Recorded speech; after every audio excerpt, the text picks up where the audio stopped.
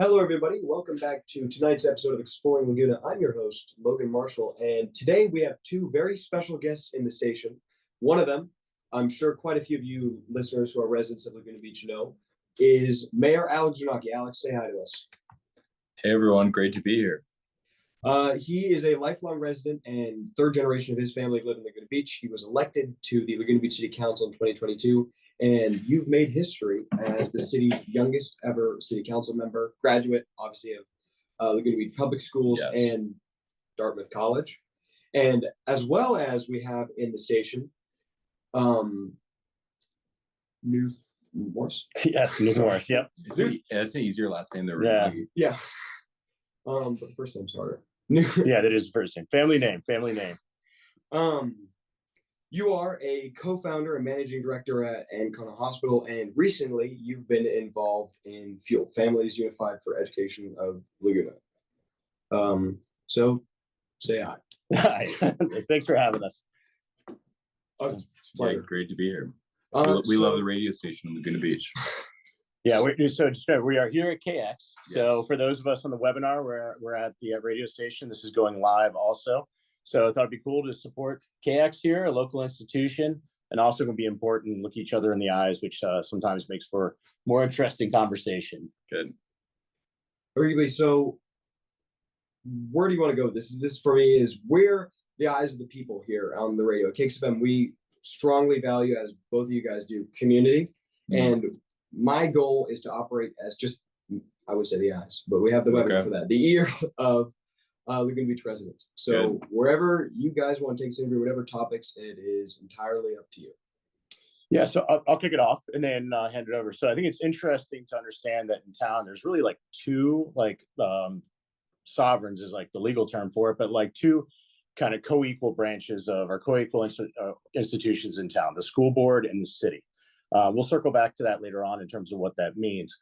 But I think it was interesting, and we thought FUEL thought it was interesting to sit down with Mayor Alex and understand kind of what his, foremost, his view of what the city can become. He's a lifelong resident, as you said, so he has a strong sense of what the city is, where it comes from. But obviously being a very young mayor, we assume that he also has a lot of visions for where the city can go. So as a first step, what can you get done here in our town? Yeah. What do we need to get done here in our town? Yeah, well, first of all, it's great to be at the radio station, and let me put this up. So yeah, if you don't know my story, I ran for city council at the last minute. It was a day before the deadline, and I decided that I wanted to run for city council because I didn't want to be someone who complained about things. I wanted to be part of the solution. And it has been a transformative process over the last now 2.5 years, being on city council, and then starting in December being the mayor of Laguna Beach. And I really feel like Laguna Beach has, what I say all the time is the sky is the limit when we get out of our own way. And I think Laguna Beach has the opportunity. I feel lucky to have grown up in Laguna Beach. I think there's nowhere like it in terms of our unique, what makes us unique, which is our natural environment, our beaches, and our open space, which I feel lucky to have been, grown up as a part of. But then also like our artistic legacy. And what's really interesting right now is we're 2 years away from our 100th year anniversary. And I think that I was a history major in college. So this is the value that I bring with the degree that people make fun of me for.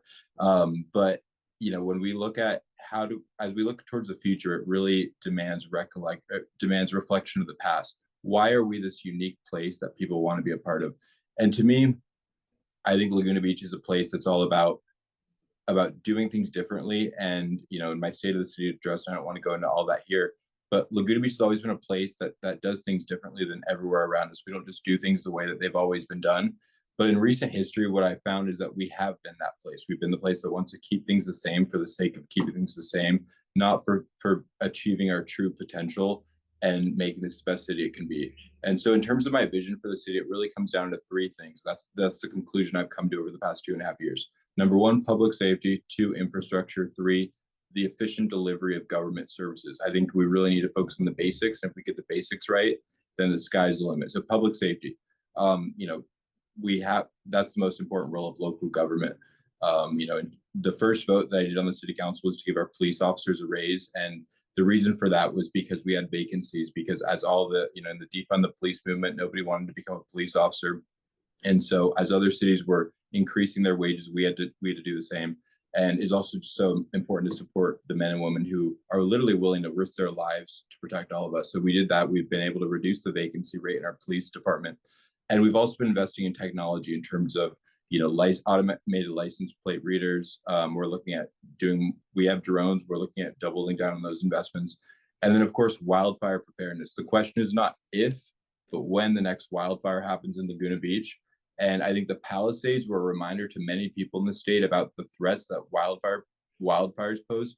What's good about Laguna Beach is I think we've already, over the last few years, we've really taken that approach. In 2019, Bob Whalen and Sue Kemp put together a wildfire mitigation plan where we spent $25 million on efforts to, you know, to mitigate the risk of wildfire. We just updated that plan, and that came to us last month, where we're, you know, looking at new technology like AI wildfire detection cameras. So we really, and, you know, undergrounding utility lines.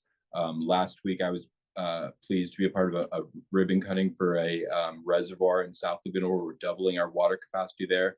So that's just really, you know, if people aren't safe, nothing else matters. So that's the number one thing. Can I interject on this Go fire ahead. thing? Yeah. So Alex and I had the opportunity to go up to Palisades together a couple weeks ago now. And I have to say, you go up there and you look at the town, and you see our town. The devastation that's up there, it's just easy to superimpose what our town looks like. And we were able to walk around with a local resident who I'm connected to, and he walked us through his daily life, from his house, walking to his kid's school, to his wife's Pilates place, and it was all gone. So it was really just hard to see. So that fire resiliency is really important. And the fact that he was literally saying that he's not going to move, he wants to have the Palisades rebuilt, but he's not going to be a part of it because his kids are gonna, they've lost everything there. So they can't, if he were to move somewhere else and they come back, he's going to disrupt their lives again. So it's like, we don't want that to happen in Laguna Beach, where we have, you know, that kind of trauma and devastation. And yeah, absolutely. I mean, I think it's a really important point. I know my kids are 12, 10, and 8. They're like 13, 10, and 9. They just have birthdays. But yes, if they're going to say right now, even with the stuff that Carissa is doing up there to accelerate things, they're still assuming it's a 5-year build time. And that means at this phase of your life, you just can't uproot your kids and plan on bringing them back. So they're going to have a gap in families up there that's going to really have a long-term impact on the community. And that's going to be very difficult to understand at this point. Absolutely. So I think we just need to, you can't play games when it comes to wildfire prevention. And so I'm really proud of the work that we've done as a city council. I think we can always do better and always, you know, improve our ability to leverage technology and make sure that we are you know, as safe as we can be with this imminent threat. Number 2 is infrastructure. That's really one of the core responsibilities of local government. Earlier I mentioned that we are at our 100th year anniversary, and that's a really cool thing from a, you know, historical perspective and all that. But from an infrastructure perspective, it's not necessarily a good thing, because it means you have 100 years of, you know, our sewer system. Right now we have 4 fire stations that if there was an earthquake, all 4 of them would collapse, which is the last place that you'd want to be with fire stations. And, you know, it's been more than 50 years since we built a new fire station. I'm very proud that the Planning Commission recently approved a new fire station for South Laguna, and that'll be coming to the council, I think, this month. And so that's an important investment. We need to ultimately have 4 fire stations that are seismically sound, because we know an earthquake will likely happen in the future, and we want to be prepared for that. You know, water reliability. People don't think about water until you really need to think about it. You know, last week we had a ceremony where we had the 100th year anniversary of the Laguna Beach County Water District. And what's really cool about the history of that, and I don't want to go into all that because that's a whole nother show that Logan, you and I can do at another time, talk about water politics. But love to have you on. We pretended to be duck hunters in 1925, and that was able to that created this community, because we were able to purchase land in Huntington Beach that I wish that we never sold, because it would have been worth millions, if not tens or hundreds of millions. But that was able to give us rights to the groundwater basin in North Orange County. And because of that, the good thing about water rights in California is they never go away. And so I've been able to work, you know, as part of the board of directors for the water district with my friend Joe Stapleton, who's the mayor of Newport Beach. We purchased land in Fountain Valley. We were building a well in Fountain Valley that's going to provide 2/3 of our water supply. Concurrently, we're going to build a desalination plant with South Coast Water District. So right now we're at 100% imported water. We're going to go to close to 100% local water reliability, which is just that's the basic role of government. We're also investing in our sewer system, other infrastructure improvements that are really critical. And then the final thing is the efficient delivery of government services. You know, you're hearing this at the national level where we have DOGE, which I think is more of an ideological warfare against government. Because I'm all in. I think efficient government is the issue of our time. We need to make government more efficient. We need to make it, you know, do things in a more fast and cost-effective way than we are doing. And Laguna Beach, if anyone that has ever gone through our design review process, you know what government inefficiency looks like. And so we're looking at how we can, even you know about that, Logan. I remember growing up hearing my parents complain about, and like, you know, parents, friends talk about that issue. We are looking at how do we streamline it, make our processes more predictable, and just move forward in a way that makes sense without, you know, so much chaos and delay. You know, Wig Sandwiches is across the street. It took 3 years for them to open. They were under our code. 25 parking spaces were required because it required a, you know, change of use from retail to a restaurant. And when you really think about that in perspective, how are you ever going to deal with your vacancies when it takes 3 years to open up a business? You cannot convince any rational person to open up a business in Laguna Beach when that's the path that you have to take.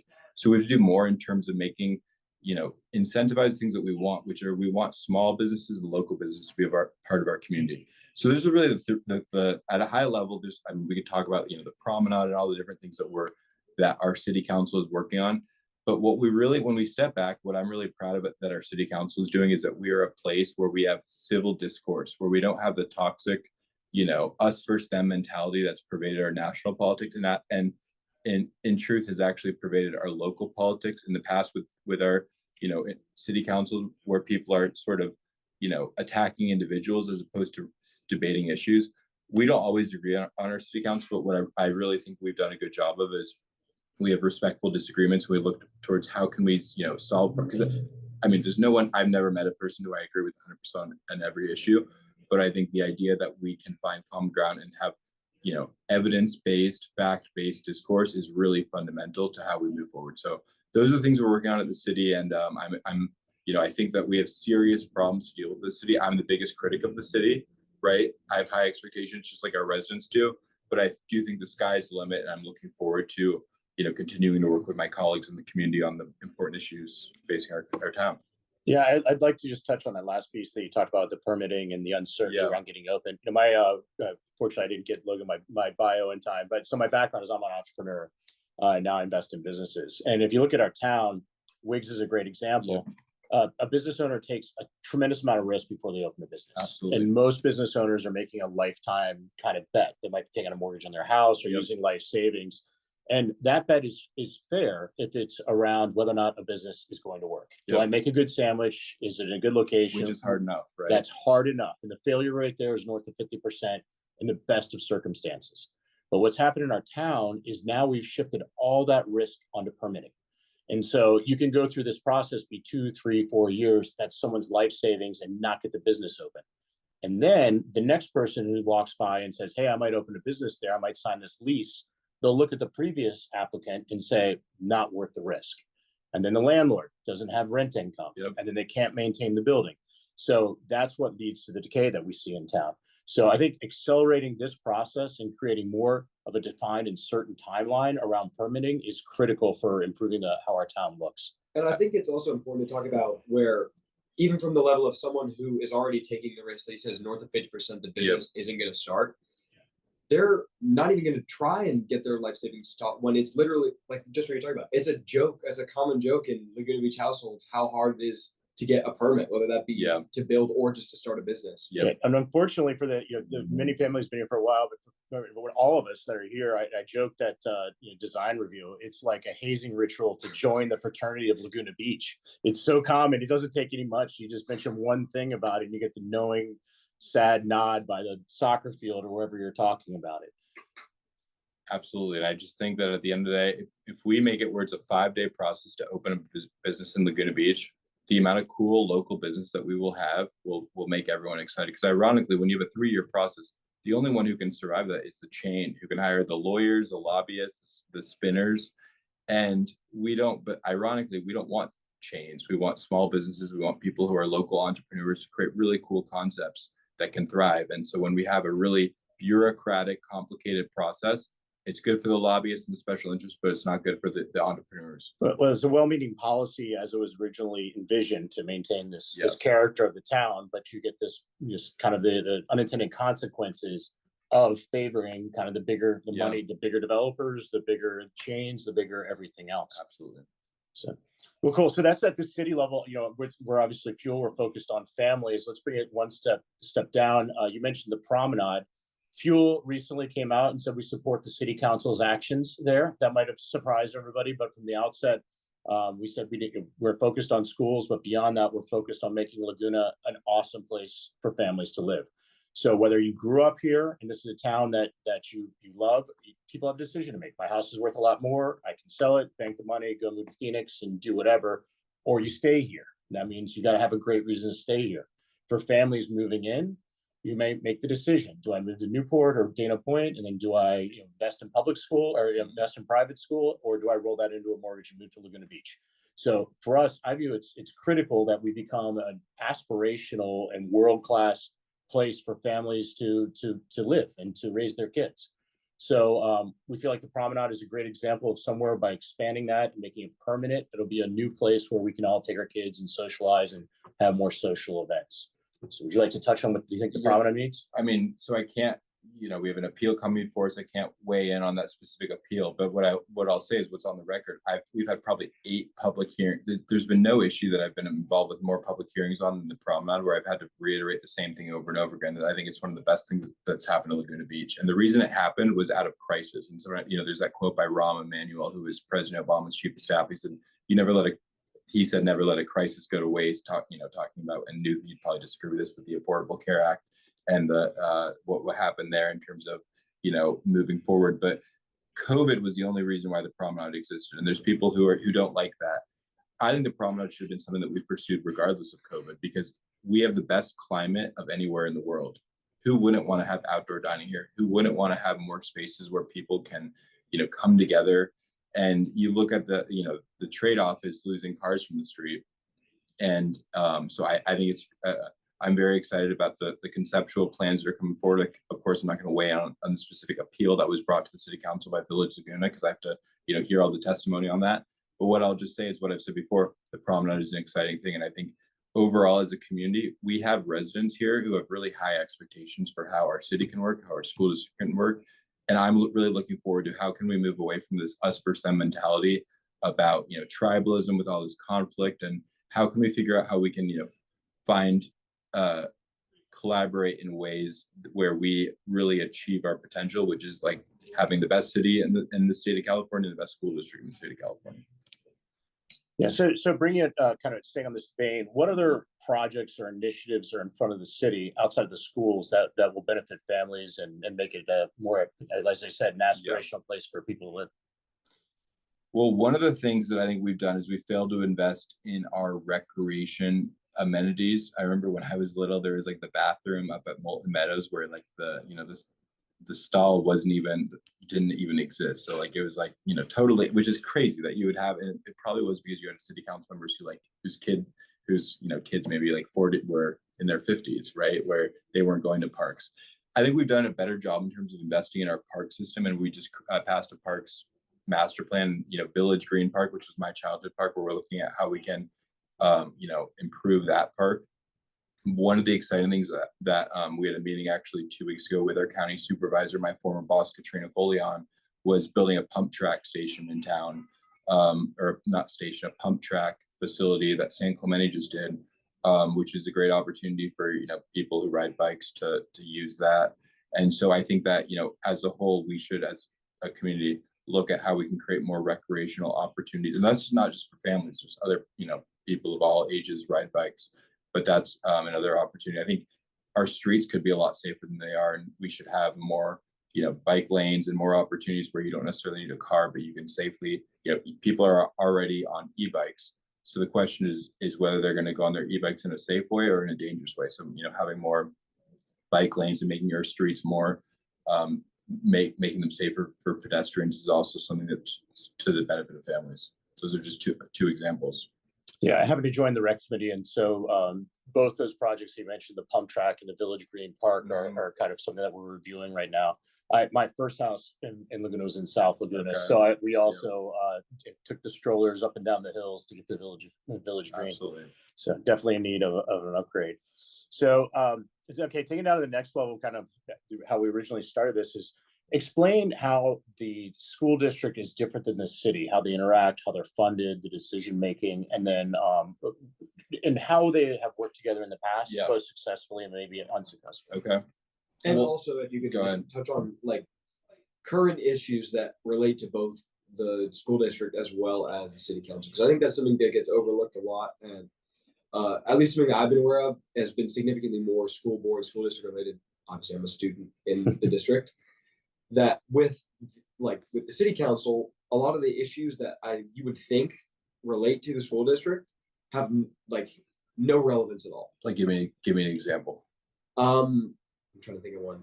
Like, for example, you would think that because a lot of students are on e-bikes, Yeah. that creating more bike lanes throughout the city would be something that gets brought up, like to the school board as well, Yeah. relative to students. That's a really good point. But it doesn't at all. It's Okay. entirely up to the city council to accommodate for that as well. So if you could just touch on, like, just from a student's perspective, Yes. I'd like to know as well, where do the city council and school board kind of meet together to Yes. cooperate on issues, and then what issues are they, and how do you guys use, like what you're talking about, civil discourse to find then solutions. and effectuate those solutions. Okay. So I think we're two separate entities. We each have different fiduciary obligations. I think the city, our job is really public safety. That's our main job, infrastructure and efficient government services. You know, the school board's responsibility, and there's a little bit of a different jurisdiction because I know the school board has Emerald Bay, it has the Audubon, but their job is really to focus on how do we create the best schools possible in terms of investing in, you know, the property taxes to do just that. And I'm a product of these public schools, so I feel very grateful for strong public schools, and I think strong public schools are a critical part of any, you know, good community. So we have different interests in that respect, that we have different jobs. And, you know, there's not one that reports to the other. It's not the city council or that the city oversees the school district or the school district oversees the city. We're separate entities. With that being said, Logan, to your point, there's a lot of issues of shared common ground because we represent the same people for the most part. And a lot of times, one of the problems that I found in government, and I'm on, you know, and I told you I'm not going to get into water politics, but I'm the president of the Laguna Beach County Water District because the city council is the board there, and I've gotten really involved in regional water issues. And what you find there is parochialism, where people are like, "Oh, this is my water district. We're not going to get," you know, it's all about keeping your own power. And so I think that's government at its worst, when you have different entities that serve the same people that could do things better working in conjunction together. Because, you know, the taxpayers don't really care who's doing it, who's making their bike lane safe or whatever. Ultimately, it's the city's responsibility. But I think that's what you pointed to as a perfect example of where there could be collaboration. So in terms of, to the earlier questions, that we've gotten three on this one, you know, to where we've had successful collaboration in the past, I think we had a really good joint use agreement between the school district and the city on the pool for many years. I think that the way that this played, the development of the new pool, I don't think it probably played out in the best way. I think, you know, both sides probably could have done a better job in terms of how we collaborated on that. You never should have a situation where we're basically saying to each other, you know, we're each going to do our own pool. That's just not, that's government at its worst, not government at its best. There should have been a way for us to figure out how to find common ground, how to, you know, negotiate and advance our shared goals. With that being said, the Brown Act creates an issue, and the Brown Act requires that you can't have a majority of one body meet behind closed doors and come up with consensus on issue. And at the time of this debate over the school or of the pool, we didn't have we had an interim city manager, you know, because we had our previous city manager, we had a separation agreement there, and then we brought an interim city manager, and then now we have a great city manager, Dave Kiff. So really, I think that could have been handled differently, and you know, we all should take responsibility for how we could have done that if we were to go back in time, but you can't go back in time.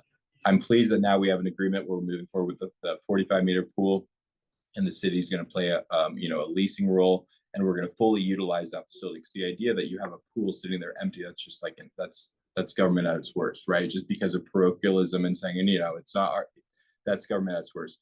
Other up, you know, I would like to see more use of the artists theater, and I think that's been something that I know the school district has been supportive of in the past, and we should figure out how we could bring the community in there.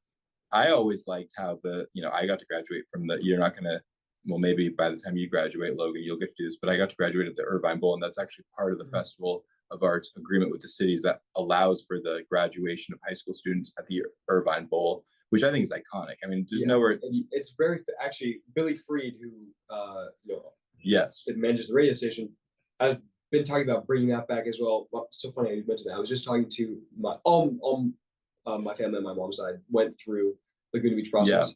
They have their graduation at the Irvine Bowl, and Iconic. Billy Freed has talked about bringing not only just that back, But year-round use. But because we have use. a facility Yeah. that's been sitting empty where the revenues are coming down, and we could have that's a world-class, thing that we should be using more of, and we can again talk more about that.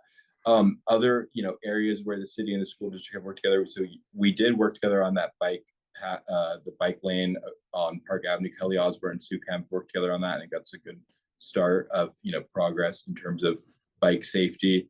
The school resource officer, I think this is probably the best form of collaboration because at the end of the day, public safety is our most important priority. And so, in my view, we should have probably a school resource officer at every school, all 4 of our schools. But we were able to collaborate on that where we have a 50-50 cost share, allocation there. And that's, I think, really important to keep our students safe.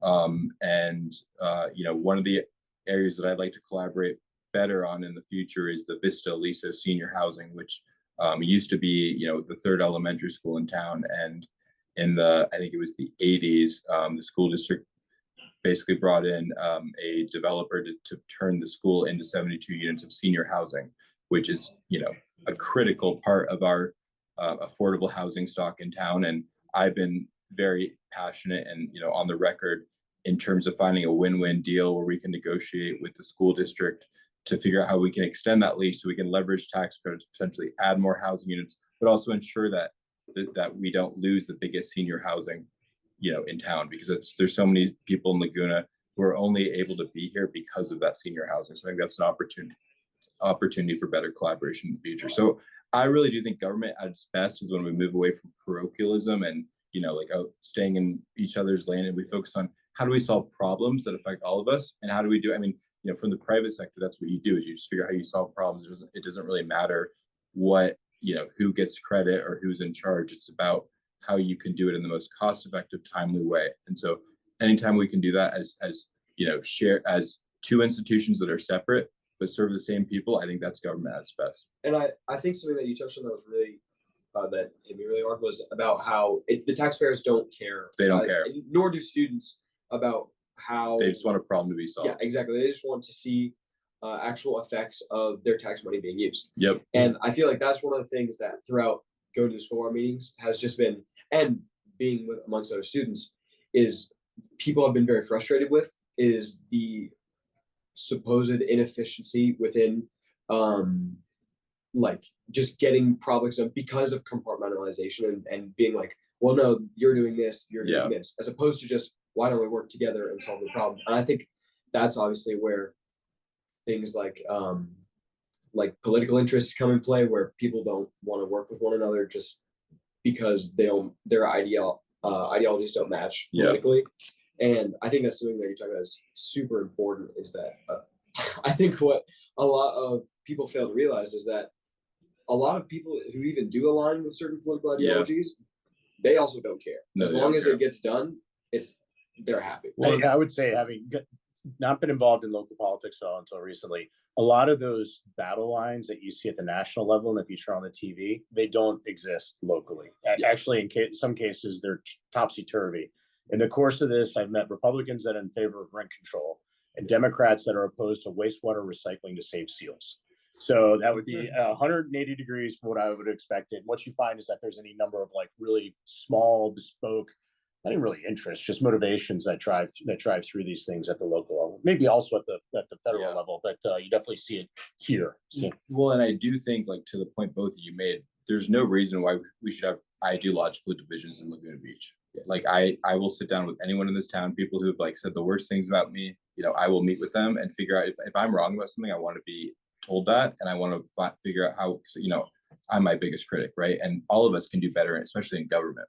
Government. So anyway. So just before we get off this topic, I got one specific question on this. Currently, the only joint use agreement is the pool. Is there another one? That's true. No, I was asking you. There are others. I think we have a joint use agreement. with the artist theater, I think we have it with our fields. I wasn't prepared to answer this question, but I think we have other joint use agreements, and if there's opportunities for more, we should absolutely consider that. Yeah, and when I did some research on this, we Okay. have more. I don't have it at my fingertips, but we have more than is Are you on common. the recreation committee? What's going on? Oh, I am, but we're so good at this. It's not a Okay. burning issue. But there are other cities, there are other school districts that lock the gates to their fields after Yeah. school hours. That's actually very common. Okay. So we do have very good access for the community. And I think also the library is an opportunity where we have $4 million from the county where we can, upgrade that library. And I think looking at some sort of a joint use agreement, maybe shared funding, something really innovative and cool, we can achieve the interest of the school district and the city is something we should be looking at. You said something striking to me, that when you were in high school, you would go to Newport to study. Oh yeah, because the Newport Beach Public Library is the best. Did you go there, Logan? I have in the past. That's yes. where, and that's why I brought in my city manager. Because I'm like, I want the guy who built that library to be our city manager in Laguna Beach. Well, you're not talking about something that big though. Or if you are, that's awesome. But you're talking about adding a second story. No, well, I think that we can make our library a lot better than it is and still retain. We actually can make it a more of a historical representation of what it was in the past compared to what it is now. Because it's actually they changed it to where it used to be this really cool historic library, and so we can actually make it that, add more space, add more uses, add more like different rooms where you could rent. That's an opportunity. So I think there's just ways that we can make that a world-class library while still retaining the charm of what makes it cool and local. I mean, for obvious reasons, what the definition or the role that a library plays in a community is changing. Yes. For Amazon and Kindles and things like Yeah. that. But it forces you to acknowledge or to examine what the other functions of our library are in a community. For example, a place to study. I know my daughter goes there for the fairy garden and a number of other things. Reading Reading out. fairy garden. Yeah, we'll have to keep the fairy garden. I'll have a revolution on my hands if we start changing that. But it does. I think with anything, things need to evolve. And Laguna, because it does have a 100-year history, it started out as kind of an isolated artist colony. Yeah. And then there's this kind of the second chapter that I think of in my mind is the kind of the hippie scene, for lack of a better term, the Timothy Leary and all the other stuff that there was a documentary that just came out about it. And so the town has evolved over the years. It's never been stuck in the mud or what have you, stuck in amber. So absolutely. And there's like a teen center right now that's at Lang Park, and it's not a good place for a teen center because you want the kids from the high school to be able to go down somewhere where they can walk, right? Well, so imagine if you had a teen center at the library where people could go after school, have a snack and collaborate in that way. Well, that's what I've seen just at the high school library. Mr. Warren, the district librarian, has done a fantastic job, and Miss Norris as well, who's there. I've done, the two of them are absolutely fantastic. I'm actually working with Mr. Warren right now to get a program where we can, the PTA was grateful enough to grant me broadcast equipment and we're going to use part of that to broadcast like student interviews if someone's interested in, like, for example, Carter McKenzie and Lily Bazargan, who are the presidents of Model United Nations, if they were going to go do a quick little interview about MUN, it gets it, and they could then get projected throughout the speakers on the library as well being put on a website. Cool. So I guess my point is, you're right. I think definitely as a student, like I spend easily over 2-3 hours a week in the library, whether it be after school or before school.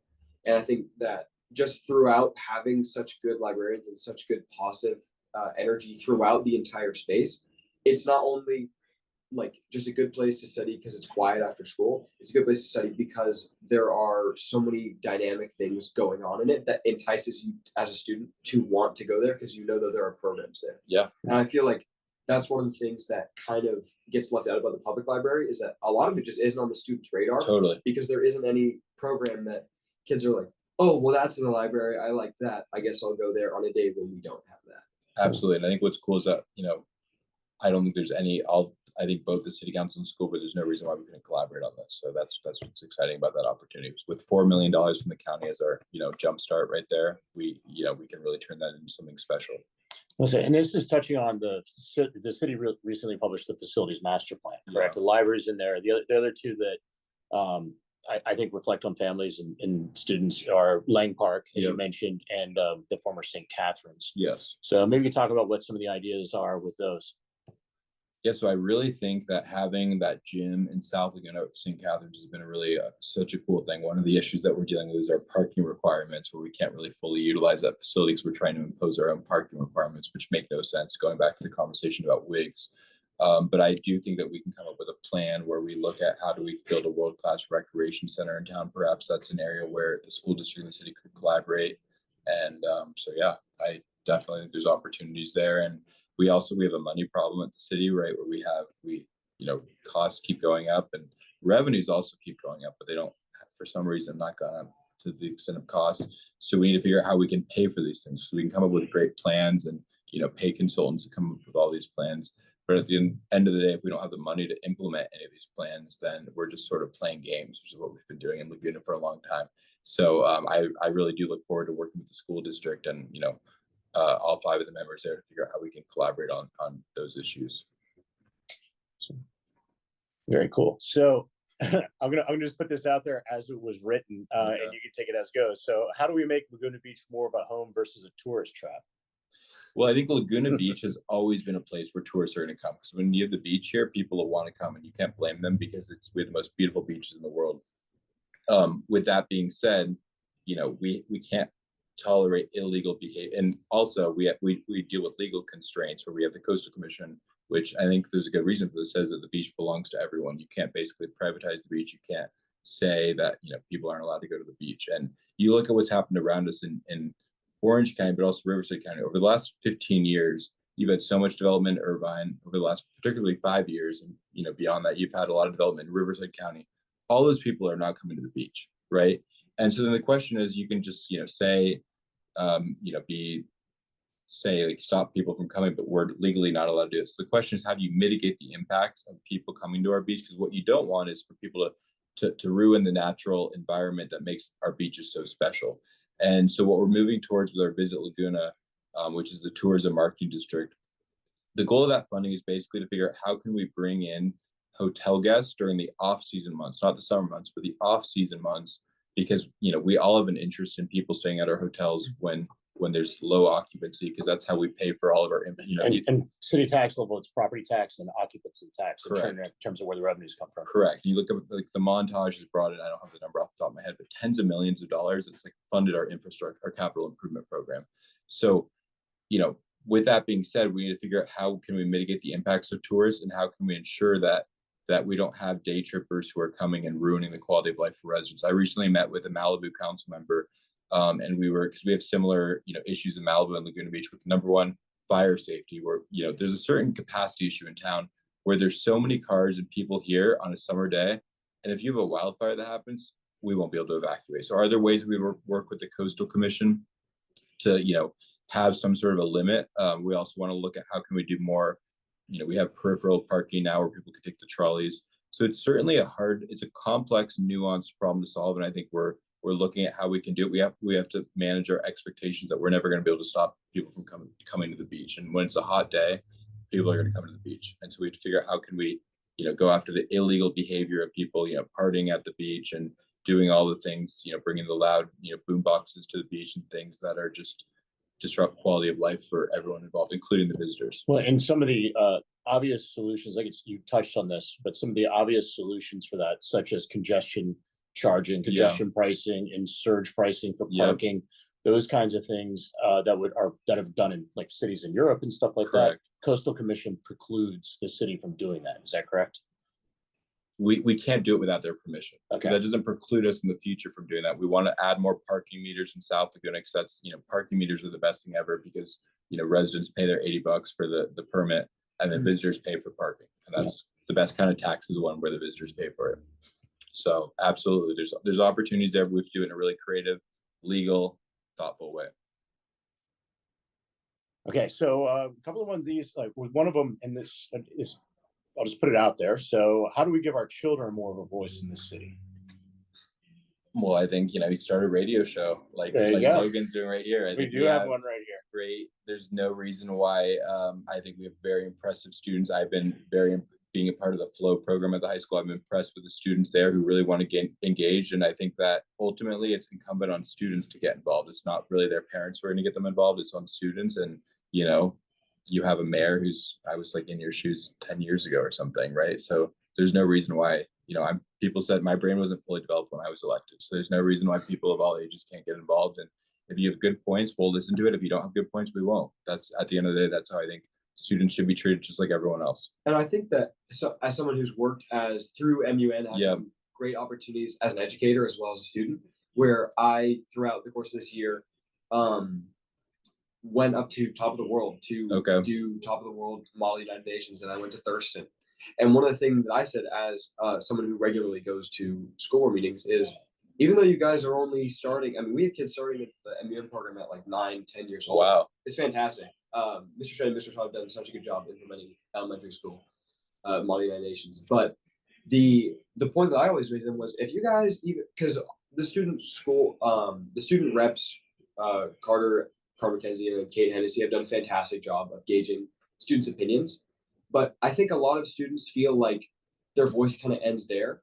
Like we have the student reps at the school board, but a lot of people who aren't aware of how they can get involved just kind of give up at like what they assume to be this giant amount of bureaucracy, where their voice is just heard, but it doesn't really get listened to. Like nothing they say actually. Well, a lot of residents feel that way too. I know. Yeah. And students, I feel like students, something that just, this is almost an education problem, is a lot of students just don't know that they have the ability to go and give public comments at the city council or at student, sorry, not student, but board meetings. School board, yeah. Which is, as California state law, that's required at a general business meeting of the school board. Anyone is allowed to have a reasonable amount of time to give their own opinion, regardless of whether it's on a board topic agenda, which is something that I think has been kind of used by the school board with a lot of special meetings. A lot of kids that I know about have just been like, well, there's no point in going to that one. I don't know anything about that topic. And I think it's really important that to make your voice heard as a student, a big part of it is just being there and talking to the people who are more knowledgeable about those topics than you are, because then you learn more about the topic in order to discuss what you want more effectively. Well, let me ask you, how did you start this radio show? So I started this radio show by doing radio camp, which was something that we offered at the radio station for a while. We missed, unfortunately, the deadline to advertise it to the city council. So we're going to look into, Elliot West and I, who was on the show before this, actually were at the same radio camp together when we were little. And I had just heard about it from someone in town. Hey, there's this radio camp thing, sign up. So I went and I loved it. I went the next year. And then after that, this radio show, KXFM, does a fantastic job offering this. You don't have to just be a radio camp graduate. You can be anyone who you can come to the station, show your experience. In my case, it was radio camp, and then pitch a show idea.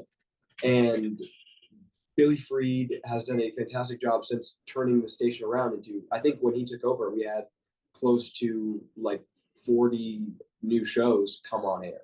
So there's tons of opportunity always to get on air, and even just doing what you're doing, I can tell you guys listening, tons of hosts. We love having people in the station.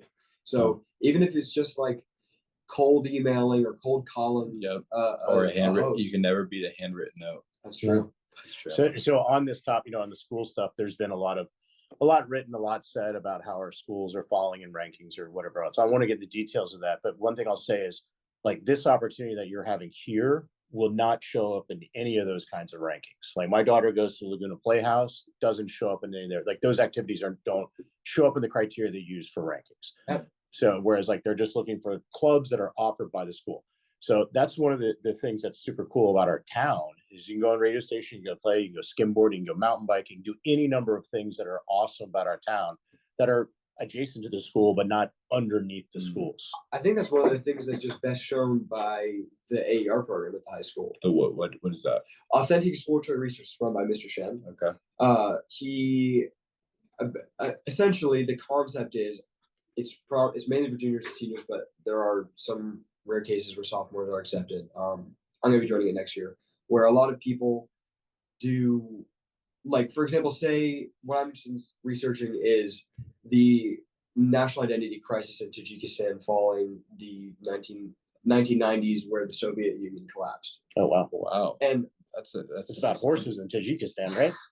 Am I It's right? That's uh, Tajikistan, right? I yeah, don't know. Kyrgyzstan. Oh, Kyrgyzstan. Okay. Okay, sorry, I got my stands wrong. There's 7 of them. Yeah. But I then get connected to, like, for example, I literally was arguing this year, researched Islamophobia in Germany and neo-Nazism. My stepsister Sky Cheney researched what it is to make an album. You can research any topic pretty much, and then you, through an interview with Mr. Shen and Mr. Warren, you get connected with a professional in the field. So, for example, I will likely next year be connected with a professor from like one of the community colleges nearby. But or Sky was connected with actually someone who has a show at this radio station, a producer in sound. And I think that's just what you're talking about, how that's such a Laguna unique thing to have such a tight knit community where you can find people who are willing to help you as a high school student 100%. and be like, the professionals in this industry are insane. Well, just following up on that, one of the coolest things about being like mayor and on city council is that we have like probably there's not a town like on a per square mile basis where you have like the people with the the experiences and the capabilities of the people who live in Laguna Beach. We truly have like probably the smartest, most interesting people that you could imagine. And so I think that from the city's perspective and the school district's perspective, the sky should be the limit. We should always be looking at how can we continually improve and really meet the expectations of our community, but also leverage our community and the brilliant people who are a part of it to be a part of that leadership. And I think that's probably one of the problems that we've had in the past where we kind of have just the same old leadership of different people. And we really need people of the next generation. I kind of skipped a couple generations joining the city council, but really to step up and lead this town, because there's so many amazing people out there who can be a part of really finding innovative solutions to the most pressing problems that we face, both at the city and the school district. Yeah, and I want to commend you and the other students that have come to speak at the school board meetings. That is a very intimidating environment. I was a pretty precocious young teenager, like mentioned, was your brain fully formed? Actually, sometimes it's better your brain's not fully formed because, like, they get stuck in your ways. It's like most physics discoveries happen by people that are like under 25. So I started a company at 25. But going back to it, it's a very intimidating environment for a student to come speak in front of. So thank you to all of you all that have come forward. So a couple things on this. One touching this. So you mentioned earlier, Alex, that the school district is bigger than the city, or covers a different geographic area. Correct. One of those areas is Aliso and Audubon in that area. So what are your thoughts about how to better incorporate, because you and I are talking, that's probably one of the most youngest and dynamic kind of concentrations in the city, because it tends to be skewed towards families, or in the district, I mean.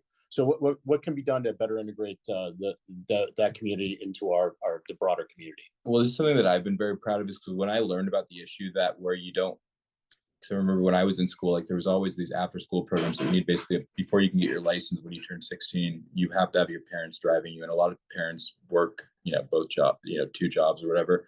And so I think there's no reason why we shouldn't have more transportation between the Audubon and the city, because it's part of our city. And so we were, starting in May, we have expanded our on-demand service to where you can go from the Audubon into the bus depot and then get on the neighborhood on demand.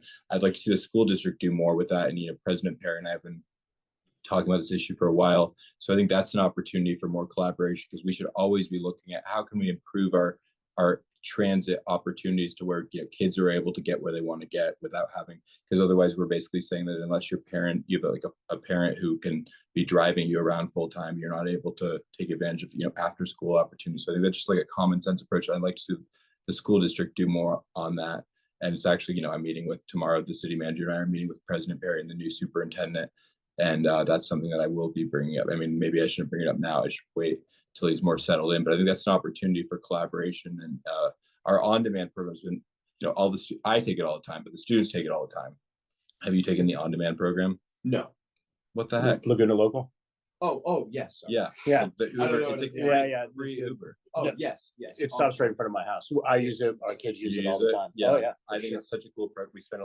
It's faster than Uber most times. Really? Oh, all the time. I live on top of the world, and we have a station right in front of our house. Yeah. So I don't drive. It's so much more convenient to be able to get down the hill with a local all the time. I know kids who use it for their commute to and from school. And it's crazy. Before that program, like how would you get to school?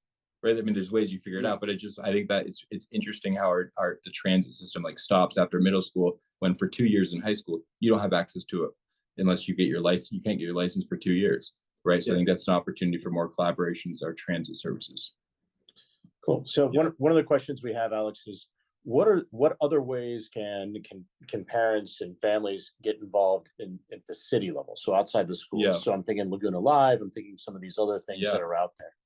I mean, we have so many boards in town where we need some new blood on them. You know, there's a lot of great, generous people who've led the way, and you know, I even talked to many of these people. It's like they say it's the same group of people who's at all these big fundraisers and everything. So we need the next generation to step up, join those boards of directors. We need people to join our city committees. You know, the application deadline for that has passed for this current cycle. We need more people to just get involved. You know, show up at city council meetings, just get involved with what's happening in our local community. I think we can really have a great civic culture here.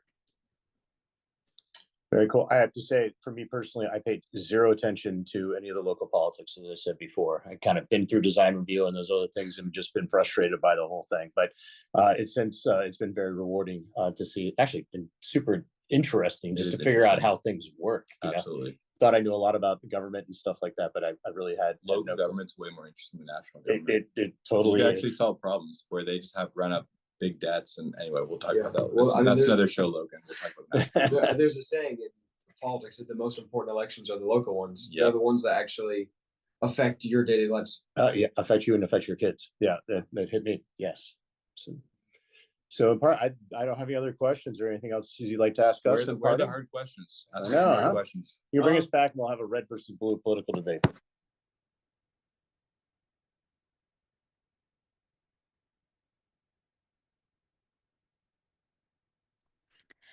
Hey, Newth, you got to open your iPad back up for And the. if sorry for having technical difficulty. Sorry about that. All good? All good? All good. Thank you. Okay. All right. Yeah, if any of you would like to get back on the show, then I would absolutely love that. But the one question that I thought you originally asked, but we didn't quite get to fully finish touching on it. Could you just describe for the listeners, where does the funding for city council come from, and then separate to where it comes from with the school board? That's good. I like a good follow-up question is always important. So the funding for the city is mostly property taxes. That's by far, and you look at the trajectory of property taxes, so they've gone up significantly because of the way Prop 13 works in California. Whenever a home is sold that was assessed, you know, in the 70s, it's going to go up a lot more, but it's now worth like $5 million. Mostly property, which is a very stable source of revenue, so that's good for the city.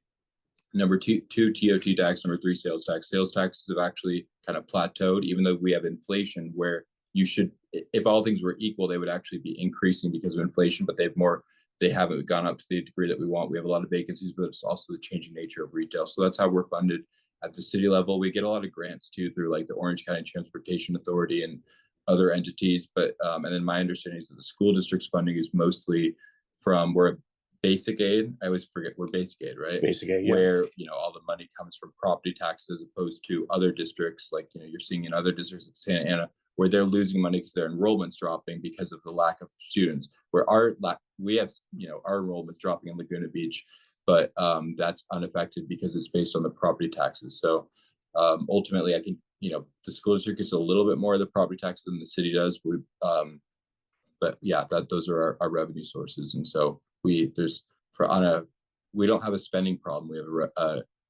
We don't have a revenue problem. We have probably, in my view, a spending problem, and we should be making sure that we are deploying all these resources in the best way possible for both the city. While still, we also have to look at how do we invest in our facilities, where we have these old facilities. We should have world-class facilities of the school district and the city. So yeah, that's an important point. So from the city of Laguna Beach, for $1 of property tax that comes in, the school district gets about 25 cents. The city gets about 25 cents. Okay. Right No, now. we're lower.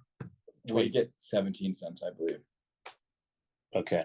I double checked that. So depends on fact check on that. Yeah, fact check on that. But the thing that matters is that the school district is bigger than the city because it includes Aliso and Emerald Bay and Crystal Cove. So it's a larger area. It's got more assessed real estate that's coming through.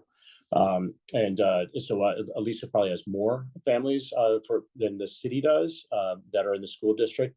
Emerald Bay and Crystal Cove have fewer. So, but they still pay the property tax that comes in. Yeah. And so then some of the numbers that are thrown out have been about the expense per student, which is high, but also the student population has come down. So you got a numerator denominator problem, so the spending is coming up. You have to pay for the same and then you got the same right? overhead. You still got a school. You still got to pay teachers. So the overhead kind of stays fixed. But we are the good side about our history is we have all this history and all this culture. The downside of that is you've got a lot of aging infrastructure. Yep. And so our newest school that we have in the district, I believe, is from the 70s. So that makes it 50 years old plus. And if you're going to high school, and when did you graduate? Probably not 2016. 2016. Okay, I graduated in 1996. So if I was going to, From high school or from college? From college. So I graduated in 1992. So if I had been going to school here, that school would have been 20 years old, right? When I grew up. Now it's 50 years old. And if you think about where, we're playing sports out there, playing against Irvine and Newport, and all these places have facilities that are much newer. Our high school is close to 100 years old. So, which is why it's got that cool Art Deco look, as opposed to not such a big fan of the top of the world architecture. But hey, I'll go with high school Art Deco any day of the week. But we need the schools need investment. And while the city is strapped for cash, the school district has been managed very prudently. So we have the cash flows that come in from property tax that pay for it. That's been the source of most of the maintenance that's gone in the schools. The way that most school districts fund this stuff is through a bond measure. And which is essentially debt. And we are the close to the least, just above one other school district in terms of being the least indebted school district in Orange County. So that's there's room there, and I think that's probably where there is an opportunity to work for the city, where the city might have land and the school has needs that some interesting things could be done. Absolutely, I do think that both as the school district and the city, we always should be figuring out how do we have continual improvement, right? How do we not just be like, oh, we've always done things really great. How do we make things better? Yeah, there's this concept of entropy. Do you know entropy yet? You study thermodynamics. So I think it's the second law of thermodynamics, if I remember, but it's like any system, like any time you build something, it's going to decay. So it's the tendency of everything to decay and head towards chaos and rot, whatever. So if you're not constantly investing, if you're not constantly rebuilding, you're rotting. That's just the way the universe is. Yeah. Don't do things the way they've always been done, but how could they be? That's my motto. That's it. So respect the past, but envision the future. I like that. Good. Logan, thank you. Thank you guys so much. It's 8 o'clock, so unfortunately this is going to come to an end. But thank you guys so much for coming on here, and I certainly learned a lot of new things. I'm sure the listeners felt the same way. But I'd love to have either of you on again together or separately. Thank you for having us. We'll definitely take you up on that. I'd like to do the Republican versus Democrat debate. I would like to as well, but I don't know. I don't know how they say I have creative liberty. I don't know how free that creative liberty is on the show. Good. Well, thank you. All right. Thank you. Thanks, Newt, for having me. I appreciate the opportunity to speak about the city and how we can collaborate going forward. Thank you for having the limit. Thank you for joining us. Yes. I've certainly learned a lot, and I think everybody could benefit from this conversation. Absolutely. Well, thanks everyone for joining. Yeah, thank you everyone for joining on the webinar, and to the listeners in Laguna Beach and on the radio. On the radio. Have a good night. All right. We'll see you next week.